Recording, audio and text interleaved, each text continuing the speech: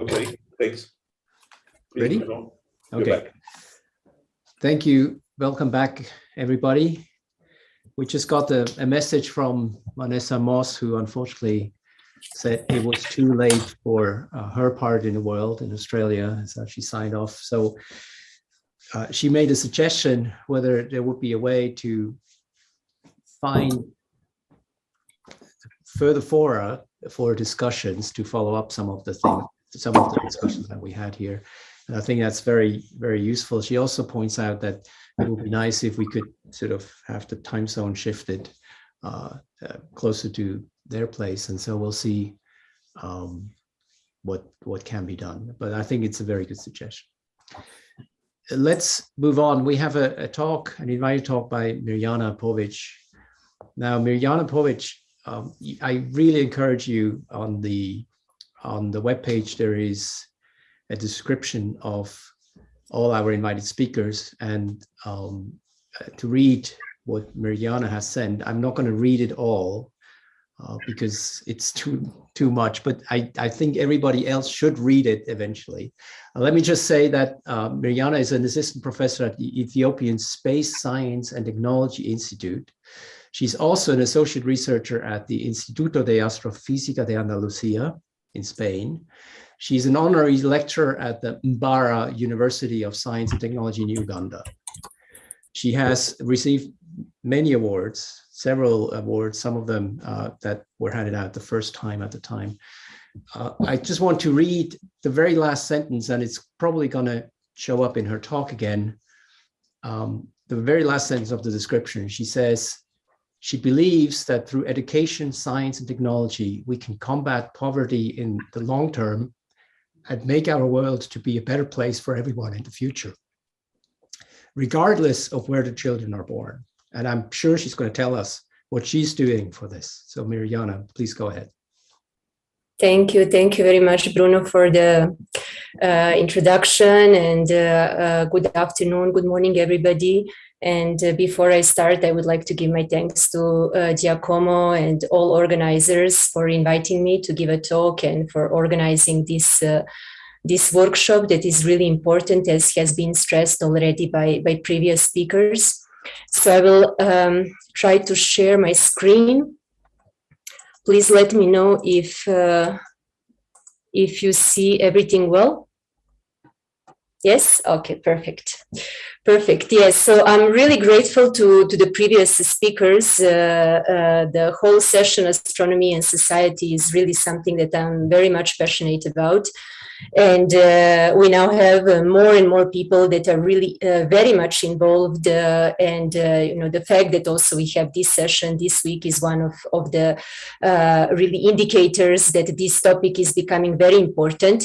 And as I said, I'm really grateful to all previous speakers, first for really great talks. I really enjoyed all of them, and then for really giving a great background, excellent background for the final talk of today, and then the discussion that we will have. So basically in this talk, I will focus more on the examples from Africa. So many of the impacts that astronomy has on our society have been already mentioned.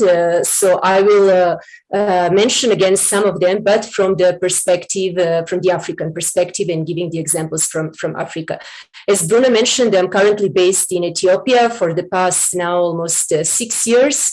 Living fully here in Ethiopia. So basically the majority of the examples that I will be giving will be coming from the work that we are doing in Ethiopia, but also in East Africa, where we have really very, very strong connections with basically all East African countries. And then I was lucky to also over the past years to have a chance to participate in different continental initiatives, such as different activities under the African Astronomical Society or the African Strategy for Applied Fundamental Physics that I will mention, and then several others.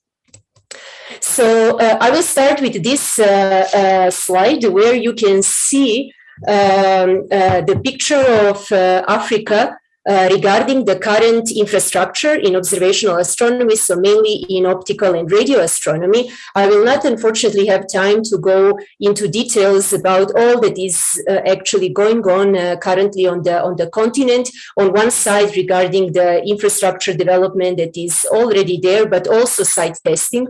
So in 2018, in Nature Astronomy, we published a small paper where most of these developments have been described. And then here on the left bottom, you can see a recent map that has been created by our colleagues from the African Astronomical Society, the Outreach and Education Committee, where you can see that actually there are more than 70 different amateur astronomical societies across the continent. So basically, 10 years ago, this was a totally different scenario, and most of the map that you can see now, most of the places were empty.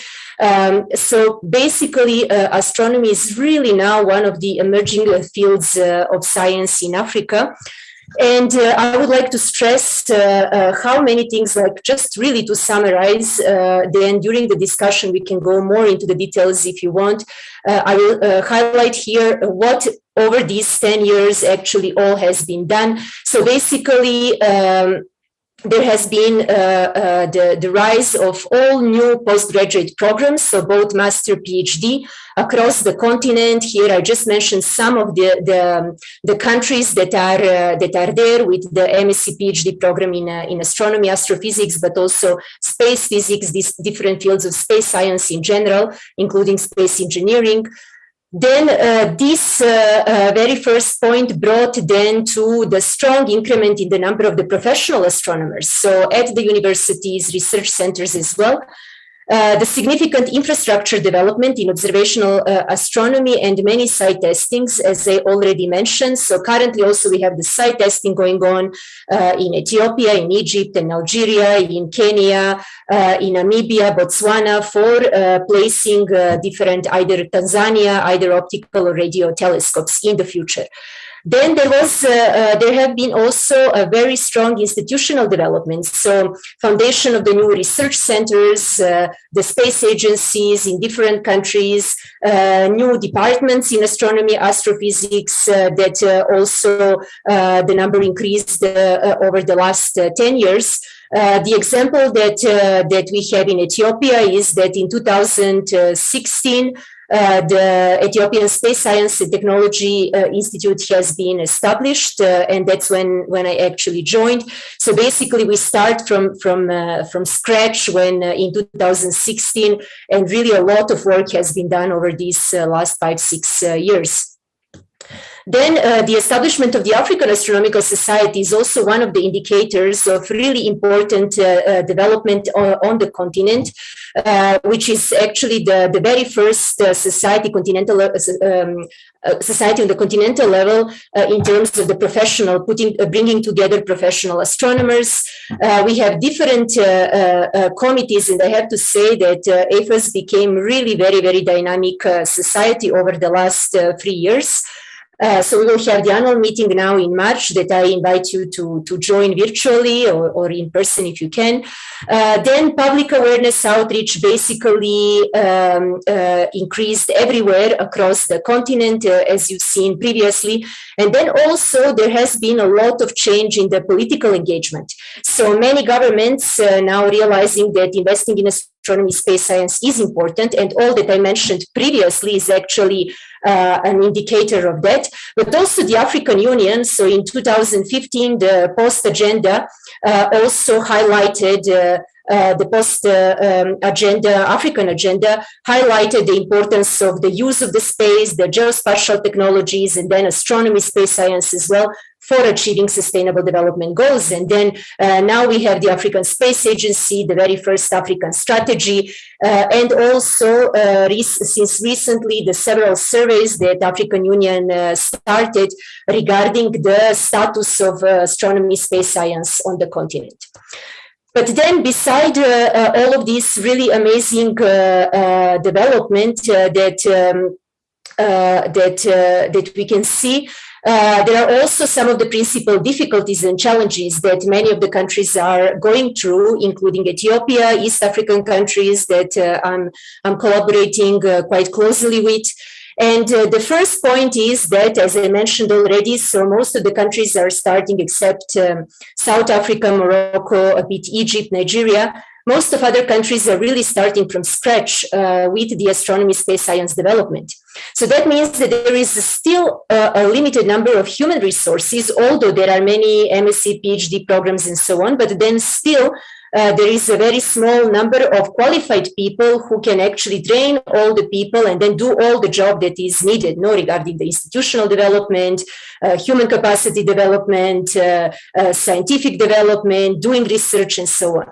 Then there is also a lot of challenges regarding the lack of what is simply the background, the base, and what are all the supportive infrastructures, administrative system, and so on, that we actually do need when we now want to bring the new scientific infrastructures and developments. And this is something that in Ethiopia we saw very, very well, and how much actually we are struggling even to put the two small telescopes to really become functional since 2014-15. The lack of the funding, let's say secured funding in the long term, what I highlighted here between the brackets is another challenge, and then the support from the local governments, plus many difficulties day to day, like starting from the interrupted power or internet, like just the one that I had now, and then on the longer term, shorter term, and so on, and then many other difficulties. And then there is a huge need still about the awareness to be done regarding with the policymakers, decision makers, speaking about what is really the importance of astronomy and science for African growth. So how really astronomy can contribute. So still there is a lot of need to do this kind of work in all possible aspects.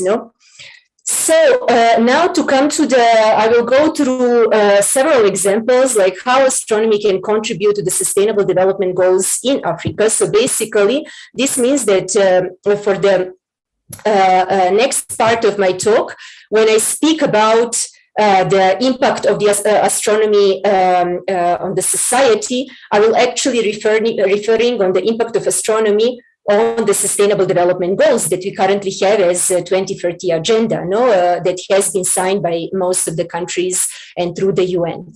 So, but focusing, as I said, on Africa. So basically, astronomy really can contribute to all sustainable development goals in one way or another.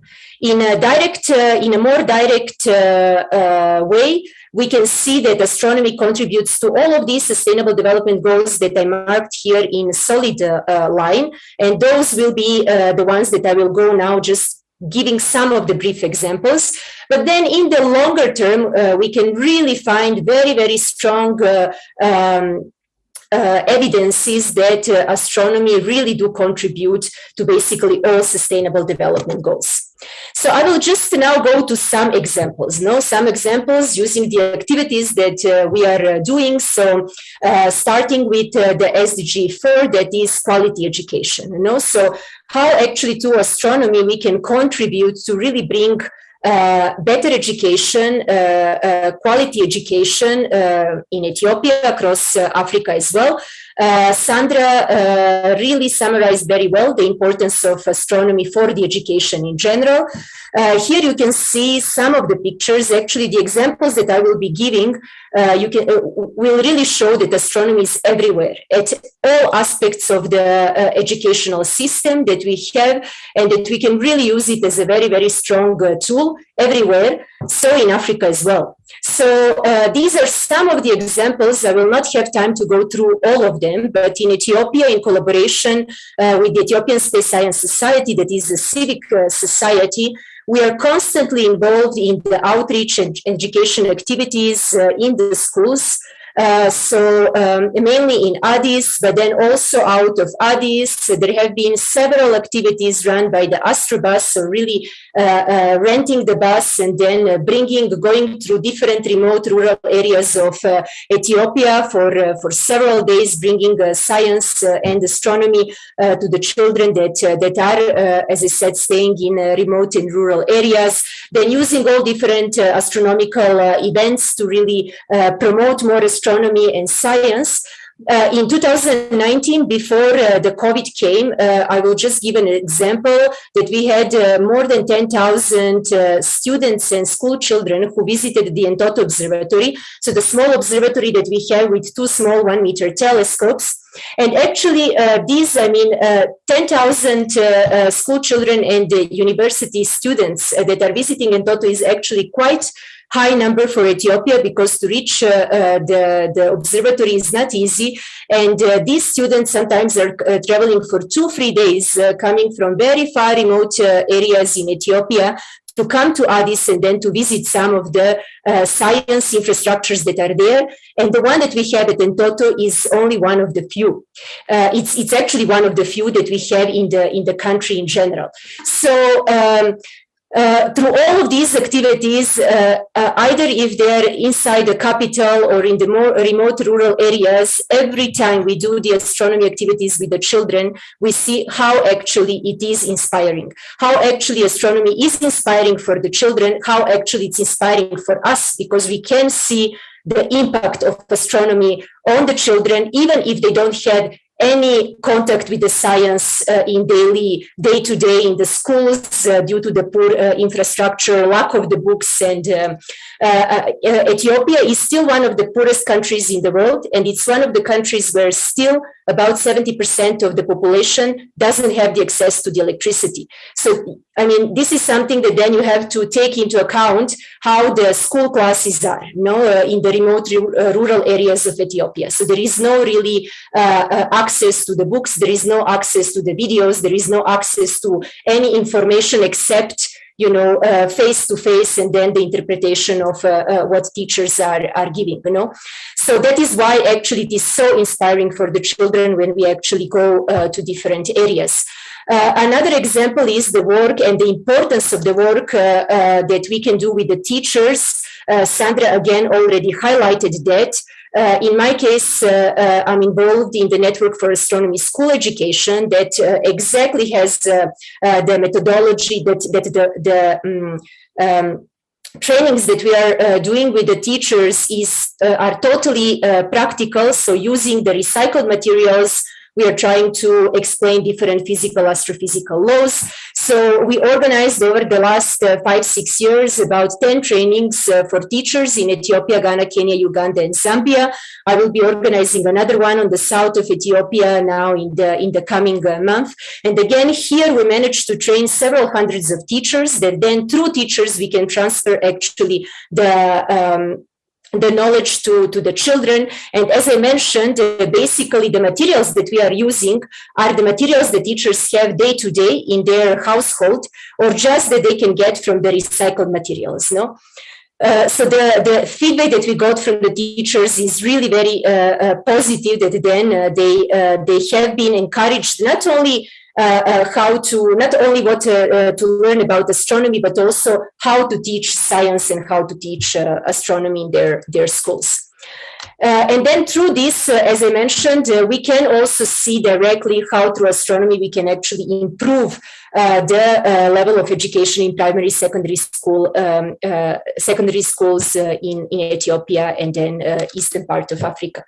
And then another point is a lot of work, actually most of the work that has been done over the past years regarding the postgraduate students, so training the very first MSc PhD students in Ethiopia, but also Uganda, Rwanda, Tanzania, and Kenya. And here you can see only at the ESSTI, since 2014, the number of students that graduated, the number of students that are currently enrolled in the program. Several of these students are now our staff members. So the very first, when I joined, I was basically for several years the only one at the department. So now the colleagues that I'm having are actually my previous students. And also from Ethiopia, we are offering a strong support to the several other countries.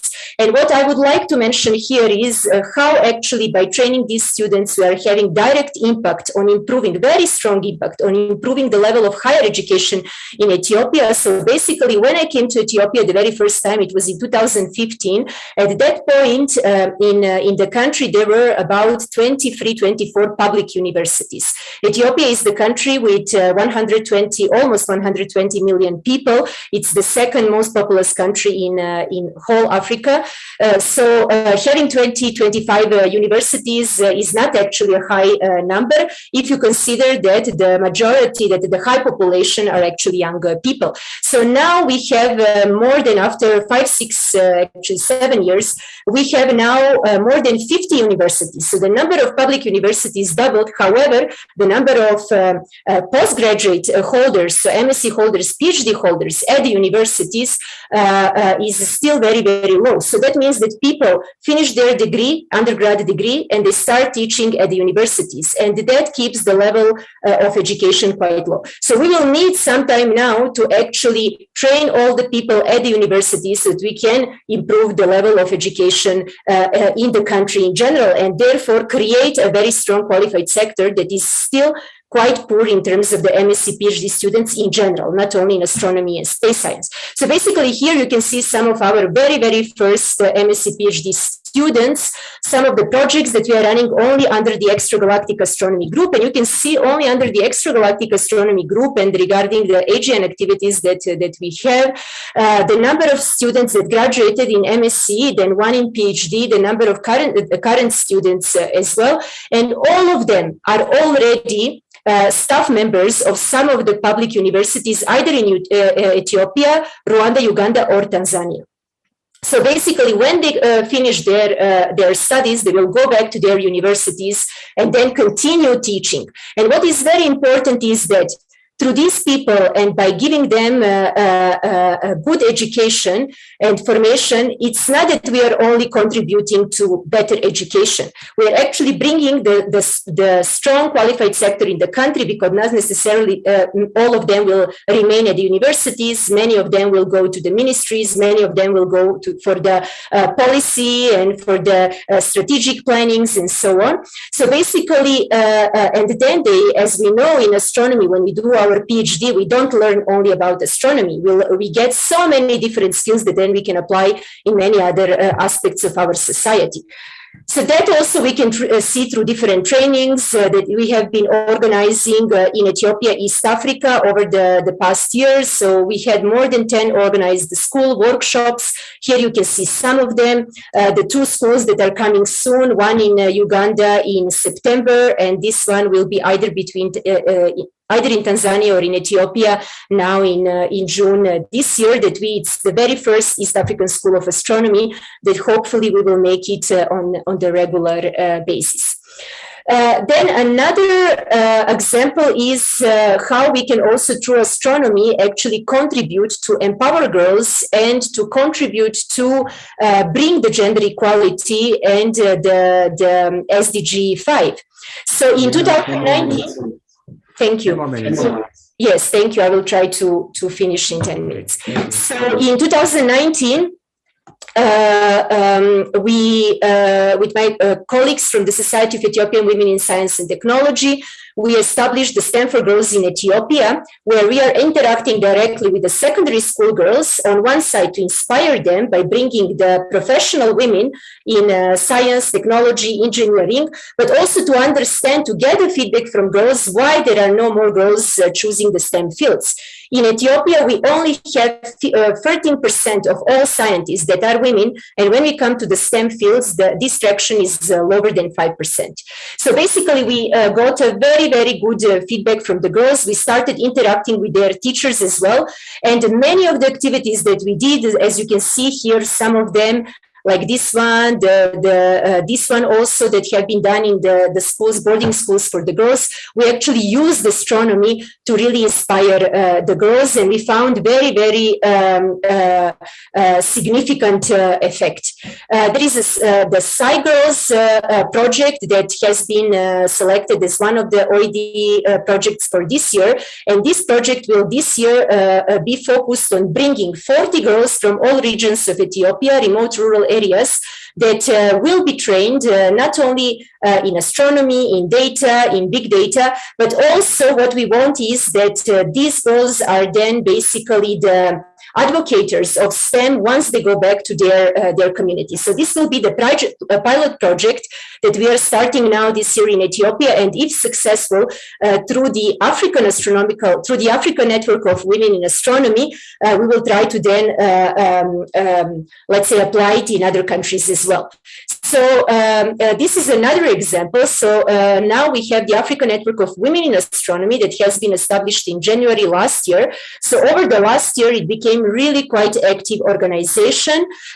So basically with this, with few of my colleagues from different parts of Africa, the vision that we had with this network is to really bring together all the women that are there on the continent and to make them active participants of all the developments that are going on in astronomy. You can see that more than 80% are actually early career researchers, so MSc PhD students, which means that AFNO is really timing so that we can really offer a proper support for all these young women and to not lose them. And beside the different activities, one of the activities that we started are the very first AFNO Awards that now in March we will have the first 2 awards for senior and early career researchers that will be given to the women for doing astronomy in Africa.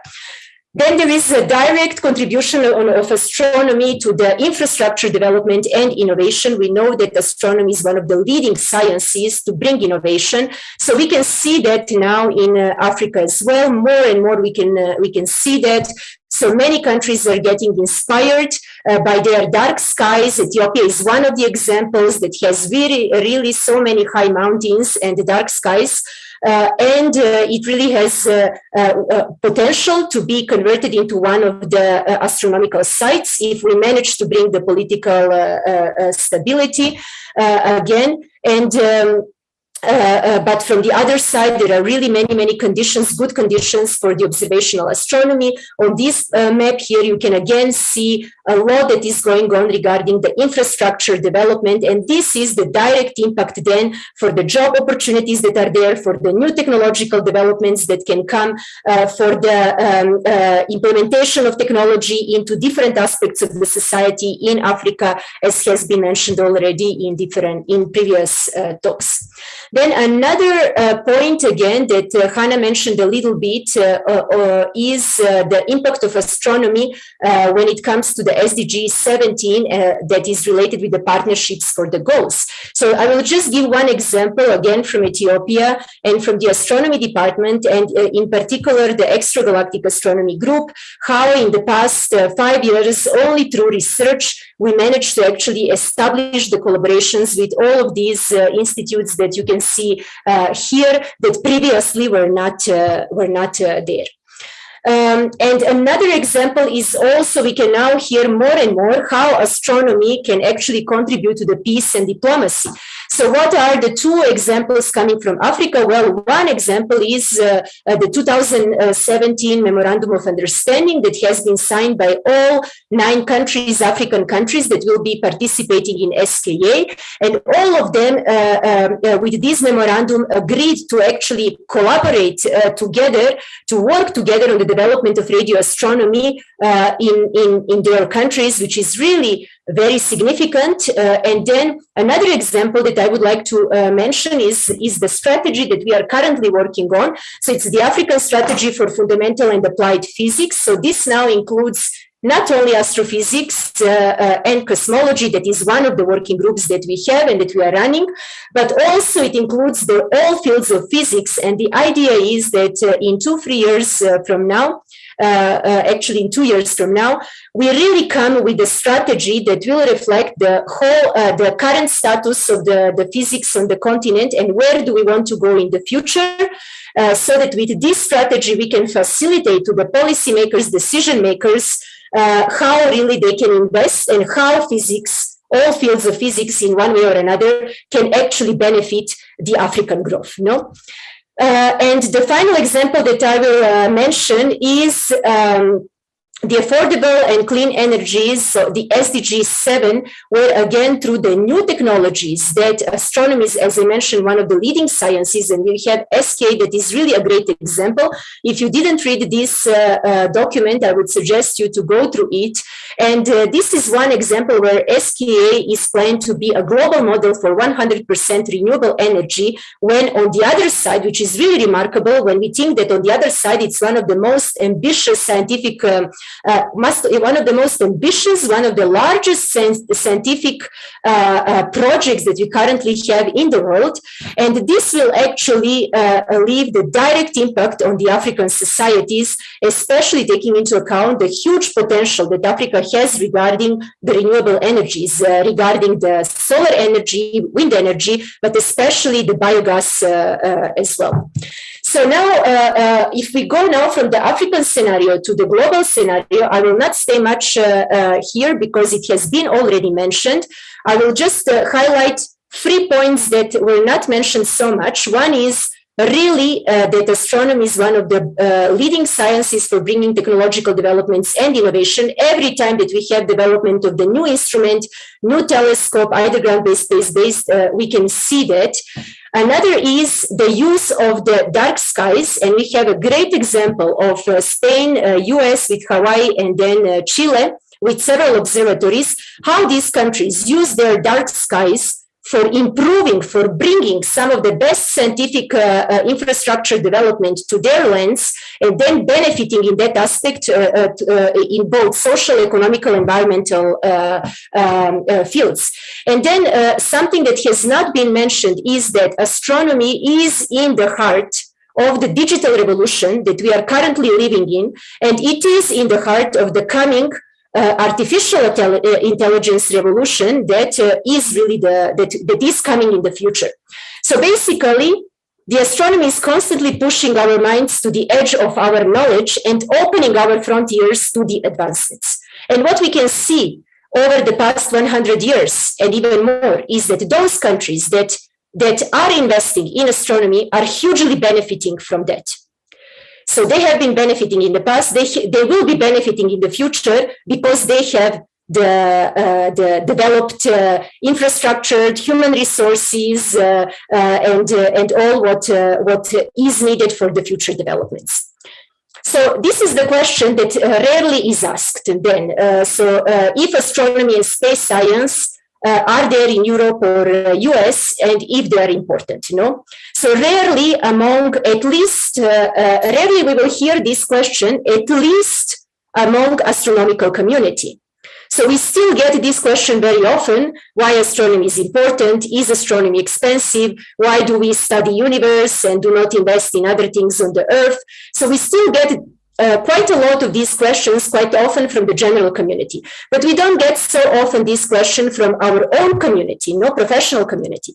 But when we come to the question, why there is astronomy and space science in Africa and why African governments are now emerging, why astronomy is emerging in Africa and why more and more African governments are investing, or isn't astronomy too expensive for Africa? This is actually a very common question still. So over the past 15 years, this was one of the most common questions that I've been getting. And in the last 5-6 years, since I've been fully here in Ethiopia, this is really a common question that I'm getting from my own colleagues. So this is why I'm mentioning this. I'm mentioning this because I think it's important that we speak about this, because if we don't have clear as astronomers why is it important, then how we will convince the policymakers and decision makers. And there are not actually so many astronomers in the world. So basically the words, the ideas of each of us are really important. And they do have an impact in our environments. So I will conclude with this very last slide.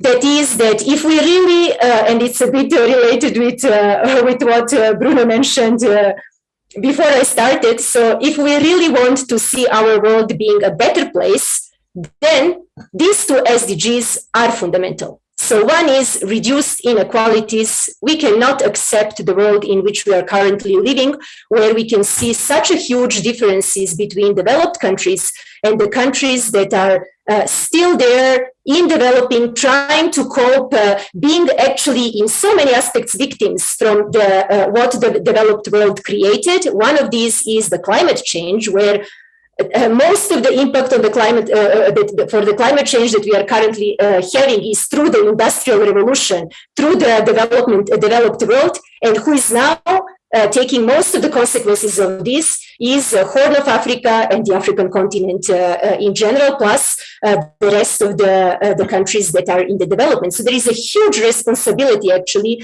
that we do have, no? So one is the reduced inequalities, and another is to combat poverty. So I think basically, as long as we do have children in the world that are born and their future depends where they are born, so they basically don't have the opportunities to change their life just because they've been born where they are born. And this is, we have still millions and millions of children that are living in this kind of conditions. So we cannot really be fully calm, peaceful, and satisfied with the world in which we are living. That's at least my opinion, you know. So I profoundly, deeply believe that the only way to make Africa to reach actually these two sustainable development goals for the benefit of all of us, and to make really Africa stronger, free, because Africa is still not free, independent, is really through the education that is key. If we don't have education, we cannot speak about science. So science is fundamental. And then technological development, innovation. So all of these are really fundamental that on the long term, we can get what I mentioned previously. And then empowering and bringing the whole population, so empowering all women and girls. Here you can see this picture of the children in Addis that has been taken with the outreach activities with our colleagues from ISO in 2019 when we had a visit from Chris and a few other people. And it's just a bit to highlight that actually we have so many, such a huge potential on the continent of the young people that really want to see Africa different and have so many talents, so many capacities. And I'm sure that will be in the future, that we will see that future. And this is something to really have in mind, you know, that it's very important to give opportunities to all of these children, that they really use fully their capacities, so that we can see in the future the world being a better place. So basically, I will finish with this, that investing in astronomy and investing in science is not a question of luxury or privilege in my perspective. It is really a fundamental need. So astronomy is only one more science. So it is not less important, it is not more important, it's important as the same as any other science, because each science brings different things for the community and society. So the same as other sciences are important, there is no really, in my perspective, but we can discuss about that because that's a personal perspective. I'm sure many of us share that.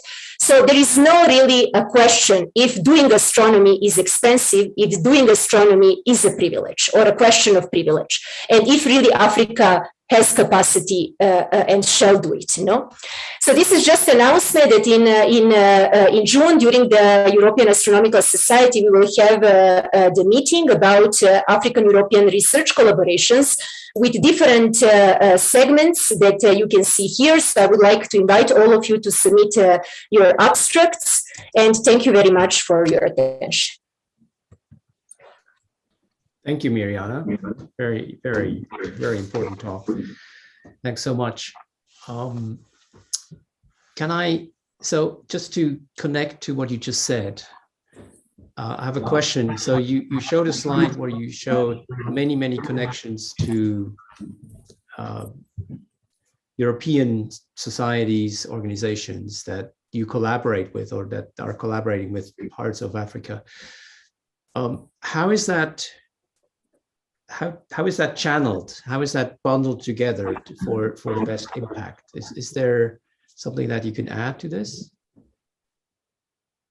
Yes, actually, the collaborations, the international collaborations played such an important role in all the development of astronomy over the past 10 years. So basically, the two principal players were South Africa in Africa, because so many people have been trained doing their MSc PhD through the NAS program, AIMS program, and then recently SK program, DARAS program, and so on. And then trained abroad, many of them in US, many of them in Europe, other countries as well, and then went back to their countries of origin and started astronomy development. So basically, that is why now we have so many countries that are where astronomy is really emerging with the new MSc PhD program. So external world played a huge role in development of astronomy. So it's definitely very, very important player. And I hope, I'm sure that will continue, and that actually the future in that aspect is really bright, because now there is more and more interest. I think there is more and more awareness how much it's important, not only that we speak about excellency in science now. What is important to speak about excellence in science in the future, and to speak about the excellency of science in the future is not only giving the opportunity to those who are doing excellent science now, it's actually bringing the capacities, bringing the talents that are everywhere in the world. So more and more people, I think, are aware of that now, and we do have really more, the IU is playing a huge role in that. Different offices that are there are playing a huge role in that. The fact that we have the Office of Astronomy for Development in South Africa, being based in Africa, played a huge role, but really a huge role that we have this scenario of Africa nowadays. I'm pretty much sure if the Office of Astronomy for Development was in Europe, we might now, after 10 years, would not have the picture that we are having. So that was the Kevin played. I have to give the names, because we have to recognize the work that people are doing. So Kevin really played a huge role in that aspect, and then many other people that who supported him. So yes, there is a lot of connection, a lot of collaborations that are going on, and I think in that aspect, many more are coming in the future. Thank you. Yeah, we have a number of people who want to say something. So why don't we start with Selma de Mink. Hello, Mariana. My name is Selma de Mink. I'm a director at Max Planck Institute. I loved your talk. I love the work you do. Congratulations on sharing this. I know it's not just you, but thank you for speaking on behalf of them. I had a question that comes back maybe from when I was a little bit more junior, but maybe others share this with me. I know there's a lot of graduate students or young postdocs that are super eager to help out, and that in developing countries that have good resources, but they don't quite know where to start. I was wondering if you have any concrete advice for them, how they can help. And I don't mean help as in there's just one nice trip for them, but that they can actually make a contribution. Yes, well, there are many opportunities now. So basically, there is a lot of need, because one of the things that I mentioned, most of the effort that actually currently is there in Africa is really focused on the human capacity development. So in that aspect, all that is related with supporting the MSc PhD students, supporting with trainings, participating in organization of training schools, workshops, and so on, and nowadays even virtually, is really very welcome. So you can always, the MSc PhD students, postdocs, you can always get in touch with us either through the African Astronomical Society and the Secretariat. You can get in touch with us personally, with me, with so many other people that are working in different countries that are directly involved.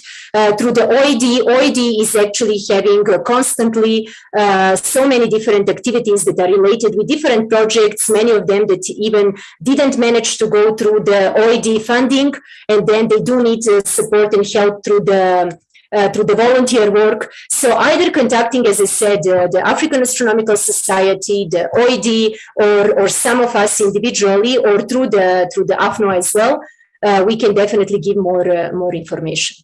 And also under we are very much aware of that, because then very often when it comes to the point to, just also to organize, to guide people, to organize the activities also takes a lot of time. And very often we don't have a time for that. If there are only few of us working at the departments with so many things, and then we get the petitions, and unfortunately very often we don't have capacity to really even organize the things, in addition to what we already do.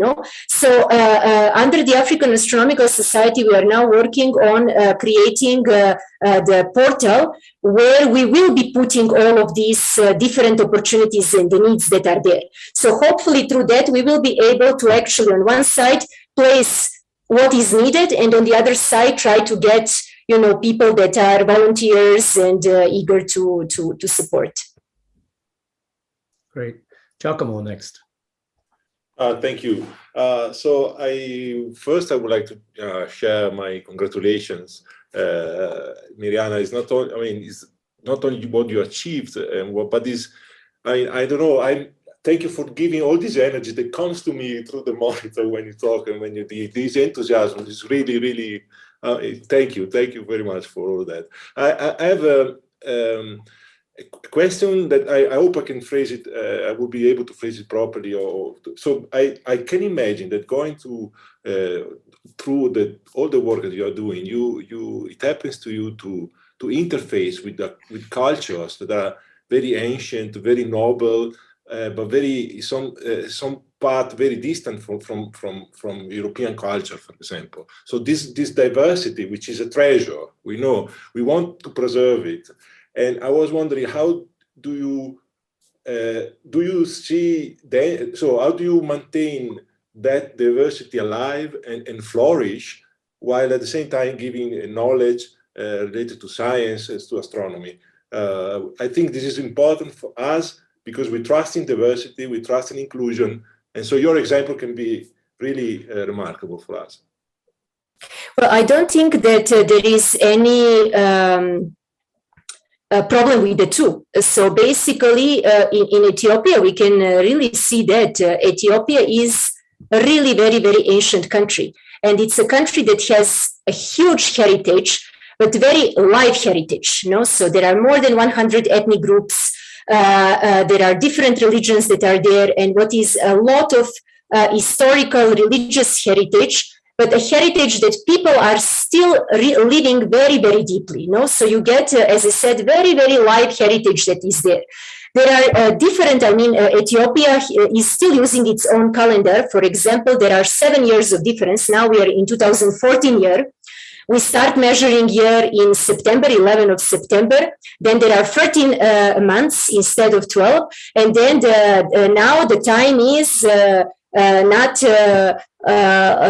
this is what, almost 7 o'clock if we would consider, the UTC plus 3, but actually it's 6 hours less. So in all aspects, when you come to the time measurements, in all aspects, the year, month,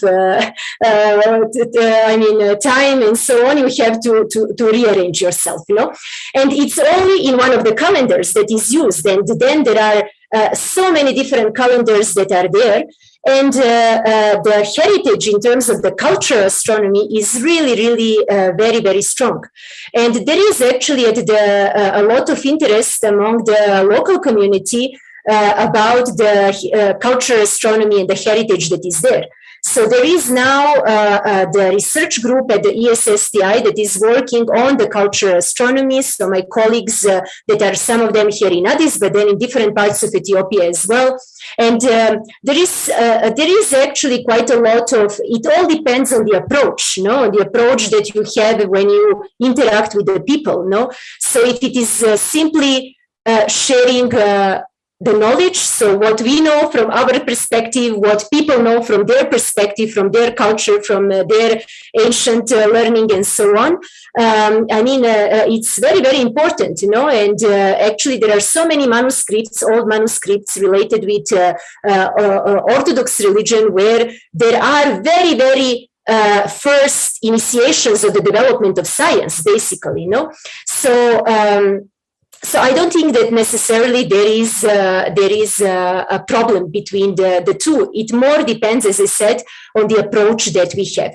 Now, when we come to the questions such as if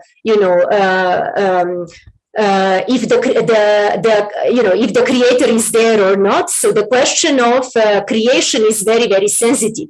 So that is something again that's a bit different aspect. But again, I mean, because the people in Africa are, the religion is extremely, extremely important for the African community, very, very important, and it's one of the it cannot go actually separate, and it's something very important to be to understand how important that connection is, why that connection is so important, and what is the importance actually of that connection. And once that is there, then also, as long as, I mean, we can promote what we know from science without really going into the questioning of the religion, So I do believe that still the two things can fully go separate without any problem. Thank you very much. Thank you. We are sort of we've started the discussion already, but so I have two raised hands. Can we have short questions and short answers to the specifics now? And then we would move into the general discussion after that. So Norma Sanchez was the next one.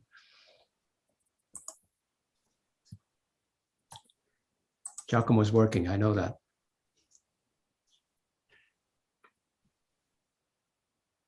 Thank you. Okay, good. Thank you very much. Yes, perhaps this is for the general discussion on these topics in particular. Thank you for the presentation. I think there are many levels here in the activity and the discussion you present, and there are factual, and there are your experience, and there are your strong opinions too. And I think that it should be in some way separated. Of course, adhesion to diversity, inclusion, equality, all that I think is the aim of this meeting and of many scientists, many people too. Nevertheless,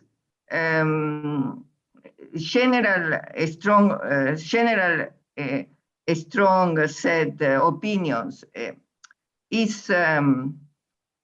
is welcome, but I think is do not add too much to the general problem, because we know that to change the situation, I mean, you speak about the world, it's not enough speak here. So I completely adhere and agree with all the aims of you are expressing. But for a scientific meeting, I mean, I think, of course, we recall and all that is in our aims, but it remains too general. So it remains too general, and the conclusion, and that is a specific point, which I make again, that we do not must mix what is astronomy and the technological and industrial developments it brings, which is very important, with what is fundamental science and astrophysics in particular, in which there is astronomy and physics. And the conclusion that, and the last conclusion perhaps is weak with respect to all the richness you present. Conclusion that science or astronomy is not a luxury, I think are weak, because I think that in most of countries, even the governments, thinks that science is not a luxury. and there are investments. And the point is how to solve the diversity in the countries, in particular in the continent in Africa. Also, we can speak on other continents, in particular the south of the world, and the problems are the same. So these are my comments, and I don't have any more questions set because it would make very long. Thank you, Norma. Thank you, Norma. Thank you for those points. It is interesting that, of course, fundamental science, all of fundamental science is a long-term investment, whereas, and that is a balance that governments have to strike, how much they can actually afford to invest into the 50 years from now rather than the next 5 or 10 years. Marie-Lou Gendron, you had also your hand up.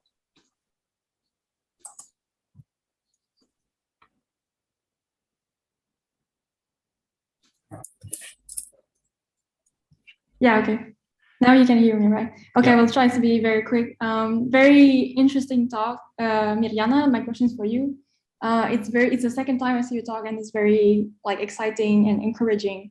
But I must say that this week, on Wednesday, I attended to the astronomy session of the European African Union Summit. Yes, and and there was lots of exciting project presented, but I thought that the feeling that I had was a bit worrying for me, and it was very different from what you presented. I felt like African sky was kind of presented as a resource or something like that, and that the leaders were almost all from northern countries. And for example, no one used the word decolonization in the whole 3 hours or something that it lasted. So do you think that all of this is still a taboo in our field? I know it's a big question. Do you feel like it's different? Am I having a weird, a wrong feeling? Is this incorrect? If you can say something about that, I would be very interested.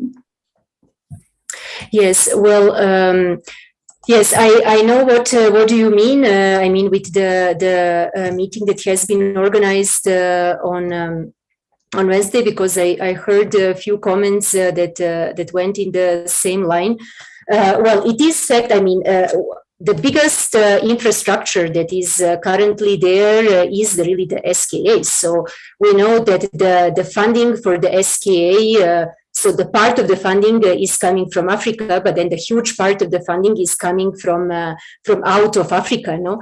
So with the UK playing really very, very important role in everything. But I mean, on the other side, it is a fact that the SKA is really changing the face of Africa. So it could have been that SKA is placed anywhere else, again in South America or in Asia or simply in Australia, and then that we don't have any of the development that is there.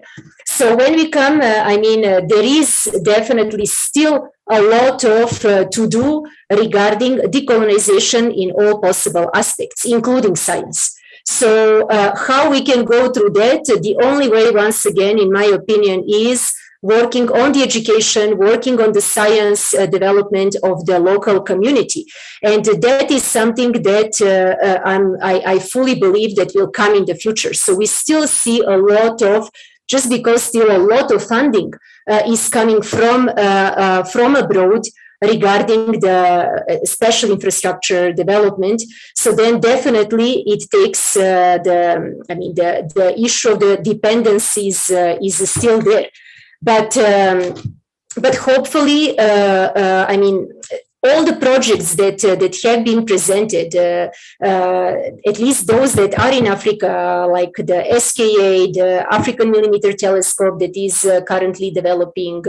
Vanessa gave really an excellent talk about the astronomy for development that mainly was focused on the African continent. I mean, those projects that are there, they really have quite present what will be the impact of the science on the continent. And I do believe that we will see in future with different phases really a strong impact onto the society and changing the roles as well. Thank you so much for your Thank answer. you. as I said, we've been eating into our discussion time. So can I ask all the speakers of today to, turn on the camera, turn on their mics, and join the panel for the discussion?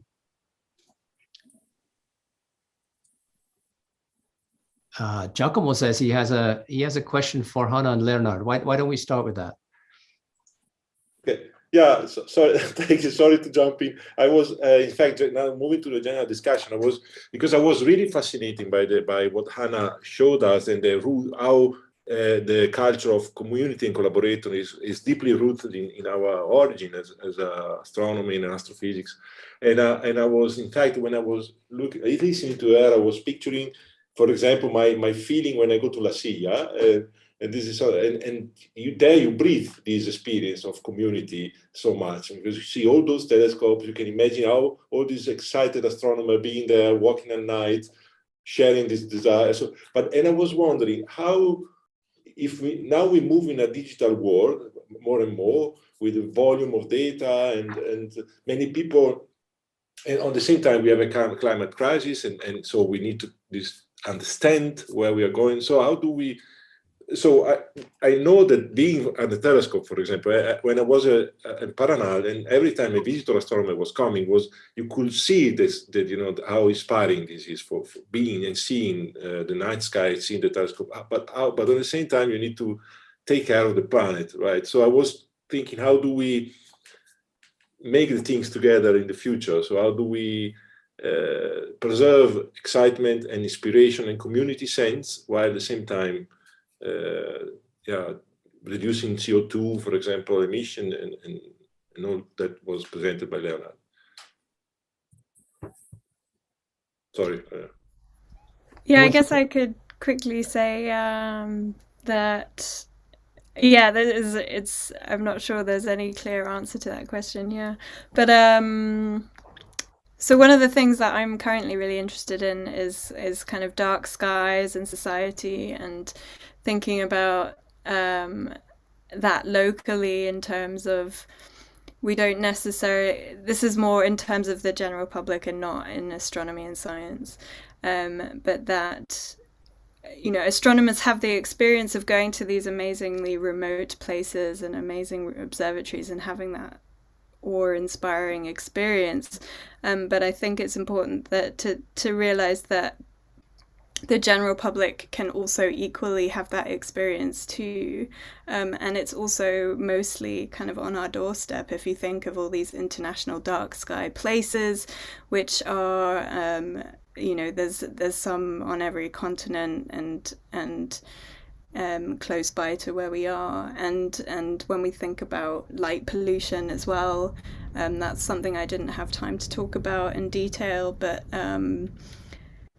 thinking about reducing light pollution in cities and in towns, and kind of going back to this nature and the dark skies, as Sandra also mentioned earlier, I think is really key in going forward. I guess that's my kind of take on it. Yeah, Hannah, I'd like to support that. I mean, we talk about preserving nature, and the dark sky is actually an important part of nature. And so there is a role for us as astronomers to tell the public about that resource, that natural resource that we have. And I think that's something we didn't touch on this, but that's certainly true. And I think that leads into this discussion. What is our role in society? We have a different role compared to many other people who work in an office day in, day out, and do, important tasks, but don't do these inner journeys that we do. The fact that we learn about the universe, that we learn about stars and life, and that return, I think, is important. And that's, we talked about this at the beginning. Sandra started out with this. So how can we take on that role as astronomical society for the rest of society?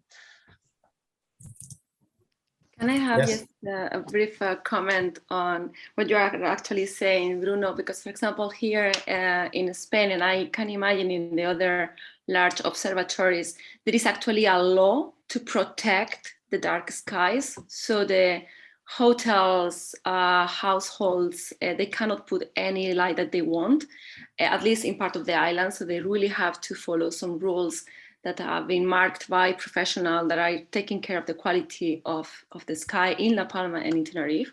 So again, I think we come back to the political engagement that we really have to talk to policymakers about different topics, from education to like pollution to protecting the dark skies. So this is something that I think is a challenge, and we were talking before the streaming as something that could be for discussion, and I think there are many challenges of us, the scientific community, to address the policymakers. And in Africa, for example, is a very good example of how this synergy has been created and how it's maintaining. But I think it's a long-term effort and it's not really easy. And just to comment briefly on what Giacomo was saying, I'm afraid that it's gonna change the paradigm of going into the mountain so often for astronomers. And actually we see a tendency now of robotic telescopes, which are very important also for accessibility. So all the people that cannot travel to the observatories because they may not have the resources, like new departments that are being created in Africa, they can actually have time in robotic telescope. And I've been just working for the past 6 months for the new robotic telescope that will be installed in La Palma in a few years. And I think we have to change this maybe romantic vision of going to an observatory, which I think is a life-changing experience, but have an hybrid format with robotic telescope that can guarantee access to the whole community. Yeah. Any other takers on this? Can I comment on this? Thank you. 2 points on the topic of global collaboration. What Giacomo mentioned in the beginning, I agree, this is wonderful, but I don't think we need to be all in one place to collaborate globally. I think we've seen this over the last 2 years. And as you know, I mean, I'm also organizing a different conference during this week, Infrared 2022, where we have collaborated with people in Australia, in Japan, in the US, and in Europe, as it is normal for us, right? And we all communicate via Slack and via Zoom, and that works very wonderfully. And we use the different time zones, and you get a reaction at 3 a.m.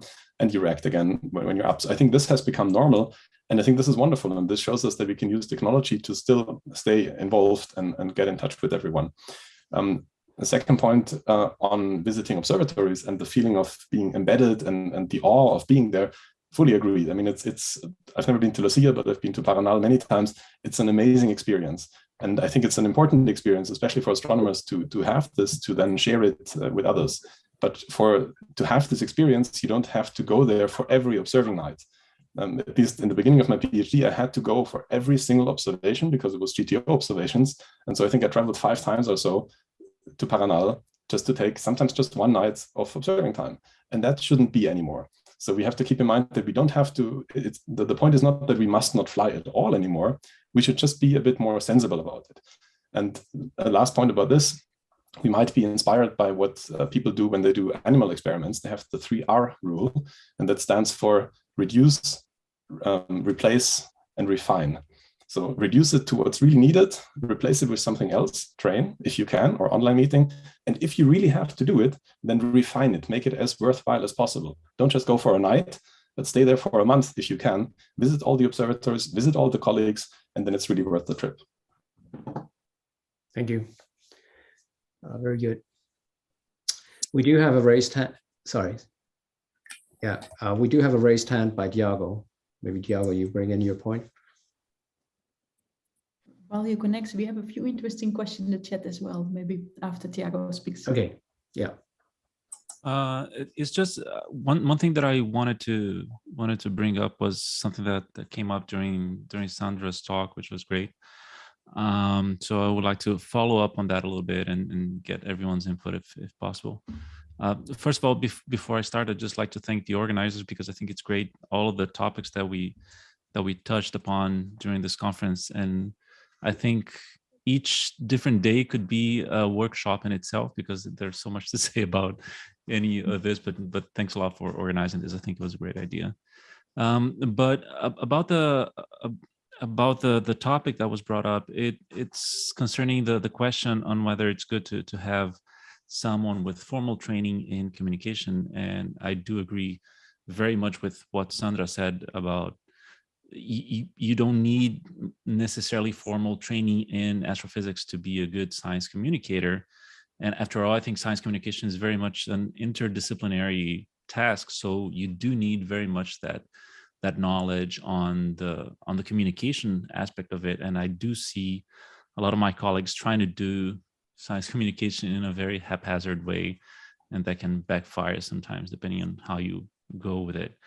But one thing that actually concerns me, and maybe that's something that happens more in Brazil, and maybe all of the speakers can fill in and tell me your experience on that, is that I think here there's very little investment in science communication as a whole, institutionally speaking. And this is something I bring up again and again when I discuss this with colleagues, in the sense that there's very little reward for anyone within academia to move into science communication. And I think that's a major problem.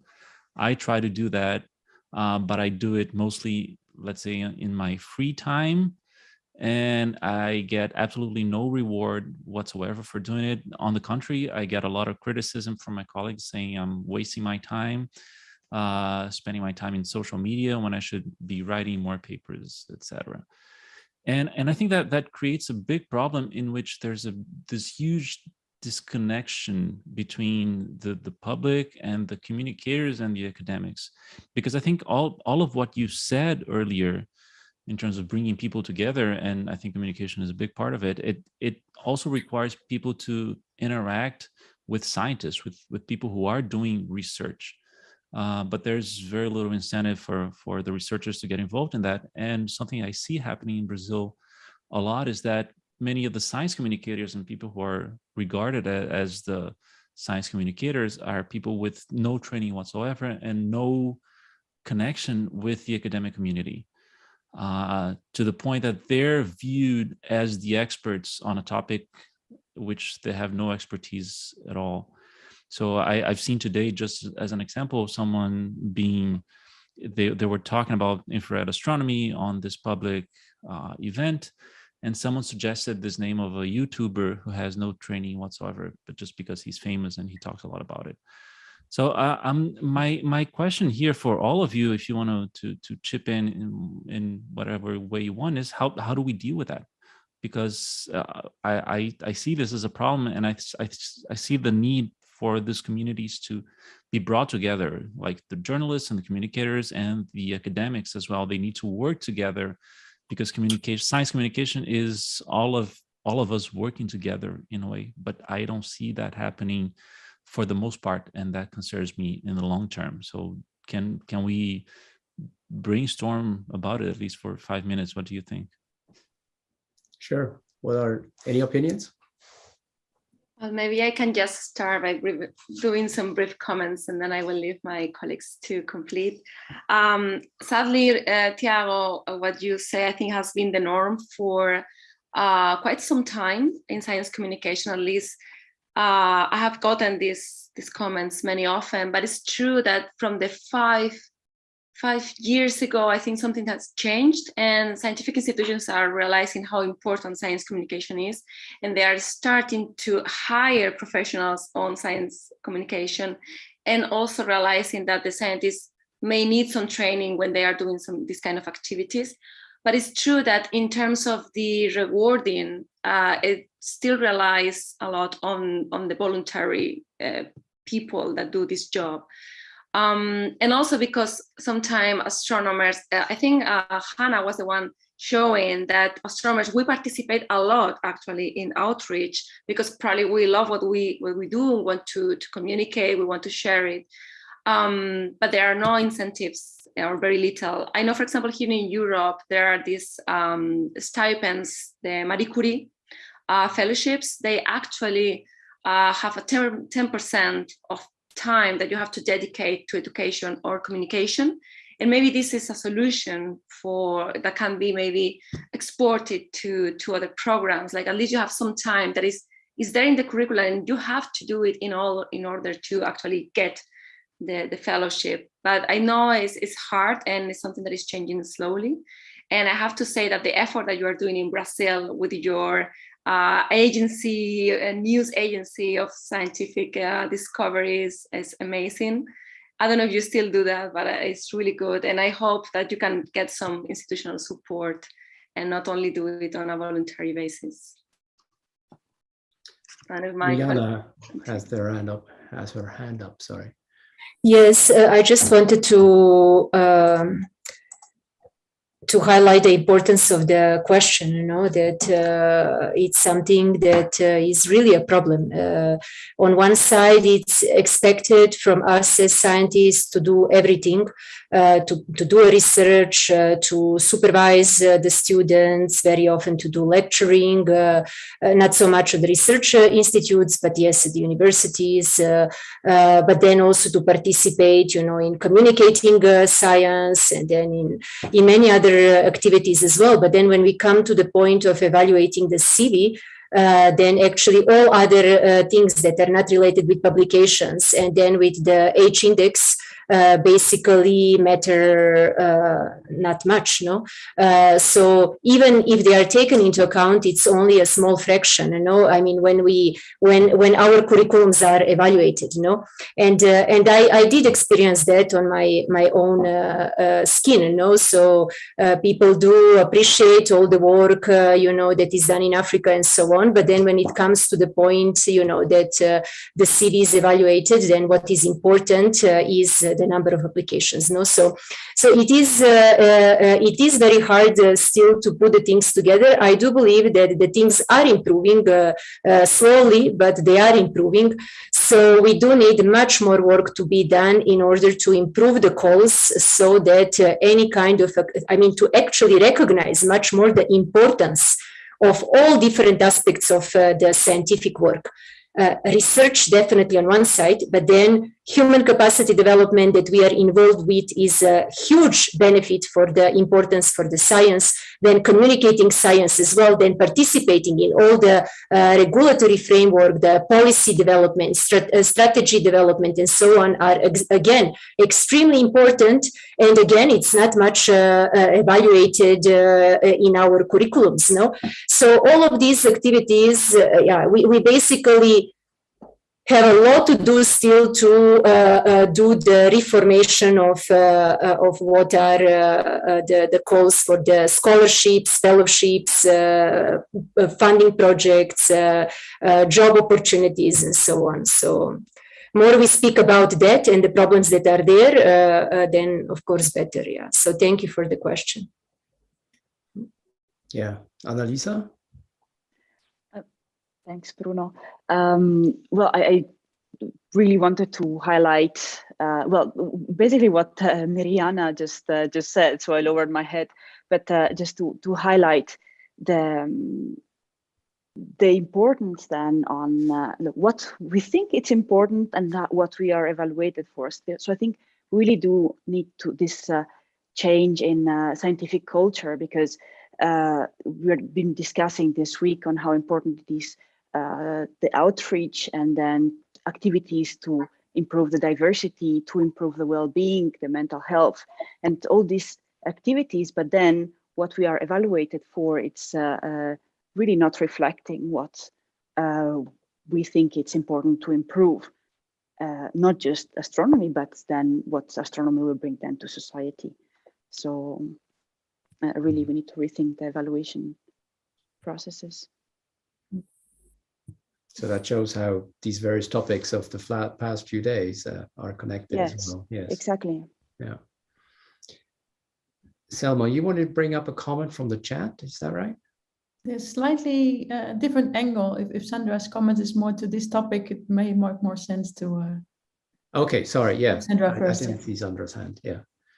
No, I just wanted to, because I just remember that, for example, also now in some positions, for example, for postdocs here in the IIC, it also gives you points if you have done some outreach before, or even if you have participated in something related to girls in science or any equality activity, or you have been part of the equality commission of your institutions. Of course, it's not the same amount of points you get from your publications, but this is also starting in the selection process, starting to gain some kind of points for the positions. Just remember that now. So I can summarize one or two questions from the chat. I think they may be short, but still nice. Shall I do that, Bruno?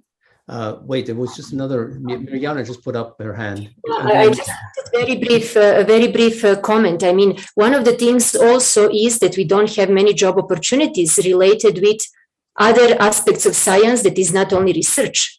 Or the work directly at the university. So the number of positions for communicating science, doing research is very, very small. So not even all research centers or universities have it. So if there would be more job opportunities, it would be also easier for the people then to go for those job opportunities as well. So basically, many people do outreach, many people are very much passionate about that, but then they don't see how to, they see that if either they have to totally leave the science and go to another field because there are no actually much job opportunities for the science communication.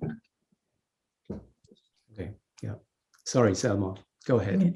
Sorry it's a long thread by now, so it's hard to find. I want to briefly go back because I love this question. It's from Monica Mara. It ties back, I think, to the excitement we had when we were kids and maybe excited about astronomy, at least for me, but I think it's still a serious question.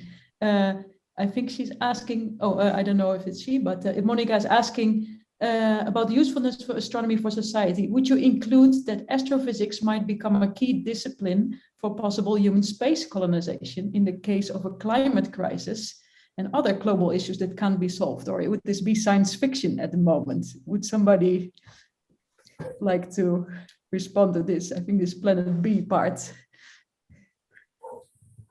Make a short comment to this. Yeah. I think I also love science fiction. I watched a lot of it and read a lot of it, but I think it's dangerous to put science fiction ideas and the climate crisis in the same pot, because it's very different timescales, right? I mean, colonizing Mars eventually, sure, why not? I mean, that would be fantastic, but that will not happen over many hundred years, and it will not be something for all of humankind. So it's not an alternative for Planet A. I think this is just, we should be very careful, especially as astronomers, because we have this voice that is amplified so much. We should be careful to put these two things in the same pocket. And I mean, all the Elon Musk dreams are interesting to follow. I also like to follow them, but they have really nothing to do with solving the climate crisis. It's fine. I think there's another question, potentially for you, but I think others should also feel free to jump in. This is Alessandro Ederoclite. On the topic of climate and CO2, with the pandemic, we started a lot of virtual conferences. Are these here to stay? Are we moving towards more hybrid conferences? Do you want to say something about this? I want to bring this up because it came in the chat, but I think you will be advocating for this, or? Well, yes, but Hannah and I are co-chairing the EAS Sustainability Working Group. So, Hannah, do you want to say something? Yeah, sure. Sorry, I was just writing a comment, so I missed the question. So can you repeat it? You think that the hybrid and virtual conferences are here to stay? Yeah. Oh, for sure.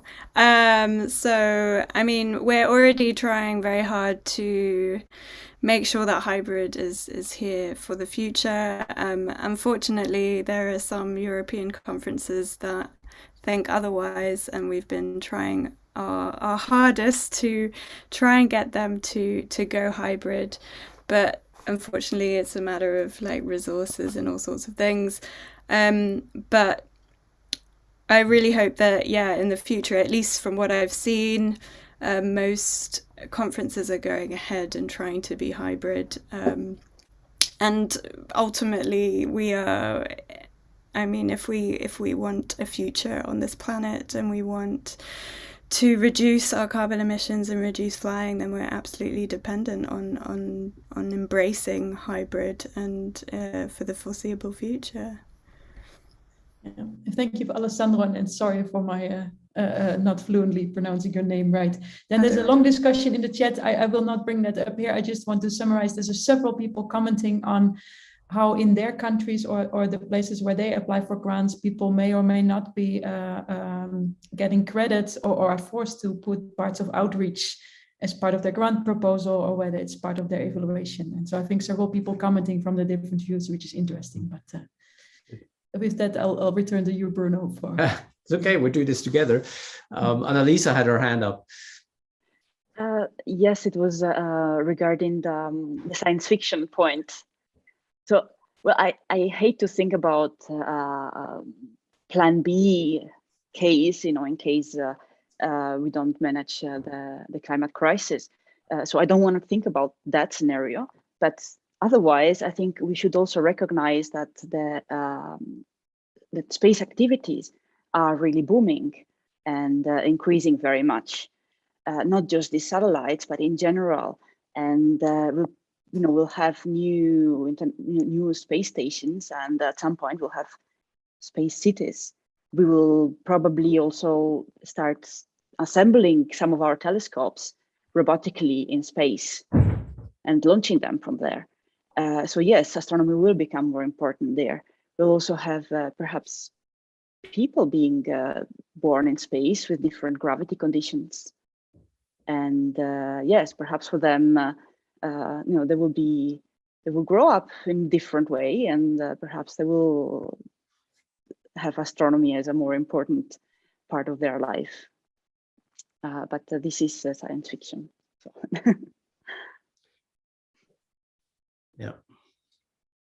Well, it's a changing world that we're living in, and we're trying to adapt to this. And apart from the fact that the world is endangered by us now, we need to do something about it. I think my take on this is something that Leonard said as well. I mean, we have an important role to tell society how unique this planet is, and how unique a situation we have right now with human beings being alive on this. And by exploring other worlds, I mean, sorry, not exploring is the wrong word, but by characterizing other worlds, by learning about other planets and how life may or may not have formed there, I think that's an important input that we should give, or we can give, into society here as well.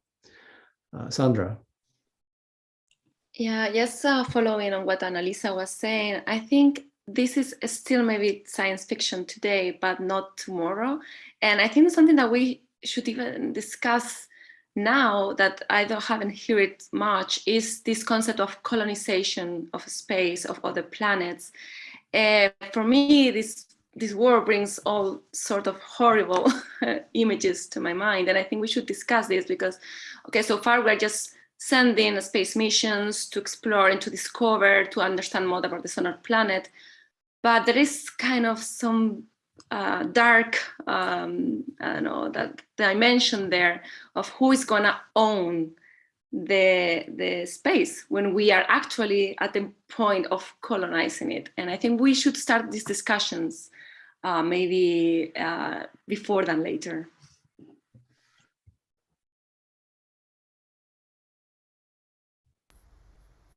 I guess for me, I don't know, I just find it so impossible to imagine a way in which we can have, start exploring space and building new space stations and all of those things. I just can't imagine that we get to that place where we haven't, where climate change is not an issue anymore. Like, I just find it, I feel like first we need to just focus on becoming more sustainable ourselves, and to really address carbon and stuff like that. And I find it hard to imagine that we can find a way to explore space and do all of those things in a really environmentally friendly way.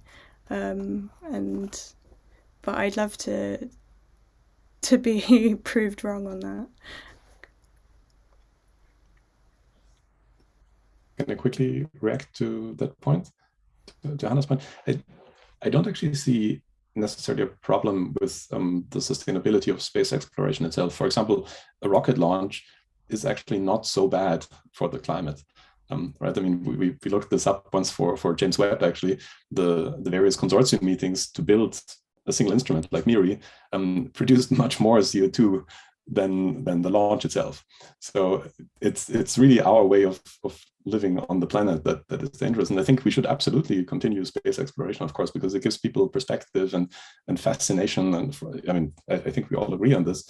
And we can do both, right? And just continue space exploration, but then for all the other activities that we do, make sure that we get them on a sustainable path. Right. We kind of have reached the end of our allotted time. Is there anything that anybody wants to bring up at this point? I'm ready to overrun for a little bit, but not too long.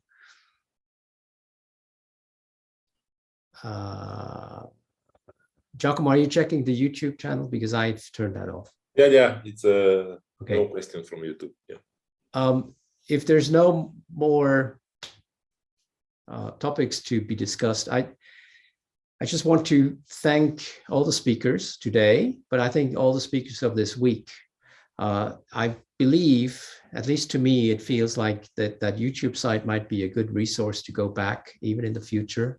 There were so many things said and shown on the graphs that I think are useful, certainly to me, and I probably will go back to maybe steal some of the quotes or some of those, not the graphs, but some of the ideas there.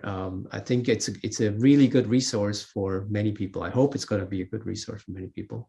So thank you to all the speakers, to all the efforts that they put in. This was not the run-of-the-mill workshop where you just present your latest paper. That was certainly much more work for most people. So thank you very much for that. I also want to thank, of course, the SOC for organizing this. I was sort of brought into this very late, so I didn't actually contribute very much to the conference. So the SOC, the members of the SOC did most of the work. And so thank you to all of them. And finally, also thank you to Giacomo and Henri. Henri has not shown his face for the week, but he's been working in the background very hard to make sure that we actually could have this conference. And Giacomo as well, who organized everything. So thank you to all of you. And I wish you a good weekend to start from here. But I also want to say that we hopefully can come back to this in a few years and we continue to have to rethink what we're doing, but maybe you can take stock in a few years and say, what have we actually done? Have we reached some of the goals that we would like to reach or we may have to reach in the near future? So thanks everybody, and keep on going astronomy in society so that we understand what we're doing. Thank you. Thank you very much, everybody. Thank you very much, everyone. Thank you so much. Bye. Take care. Thank you. Thank you. Thank you very much.